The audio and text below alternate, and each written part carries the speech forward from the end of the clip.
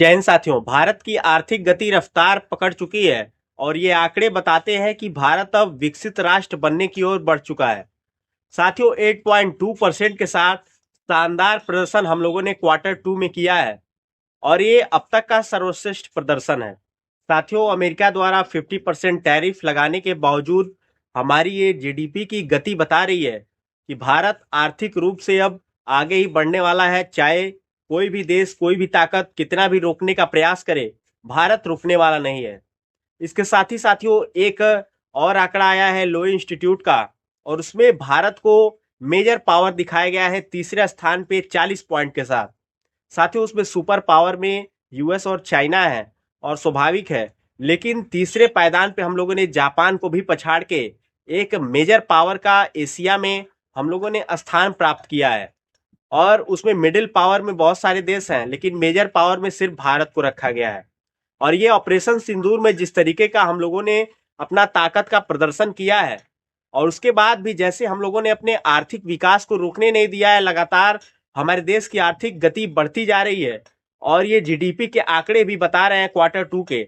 साथियों, 4 क्वार्टर में होता है, 3-3 महीने का, अप्रैल से लेके शुरू होता है अप्रैल मई जून क्वार्टर वन, उसके बाद जुलाई अगस्त सितंबर क्वार्टर टू, उसके बाद अक्टूबर नवंबर दिसंबर क्वार्टर थ्री और जनवरी फरवरी मार्च ये क्वार्टर फोर होता है।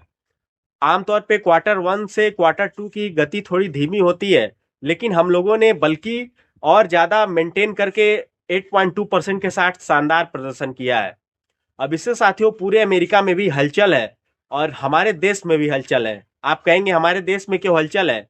साथियों, आपको याद होगा डोनाल्ड ट्रंप ने भारत की अर्थव्यवस्था को एक डेड इकोनॉमी कहा था।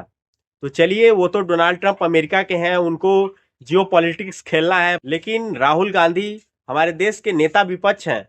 और जब ट्रंप ने डेड इकोनॉमी कहा था तो फिर राहुल गांधी से जब प्रश्न किया गया तो उन्होंने भी कहा कि हाँ, भारत की अर्थव्यवस्था डेड इकोनॉमी है। आप समझ सकते हैं, नेता विपक्ष भारत का ये बोल रहा है कि भारत की अर्थव्यवस्था डेड इकोनॉमी है।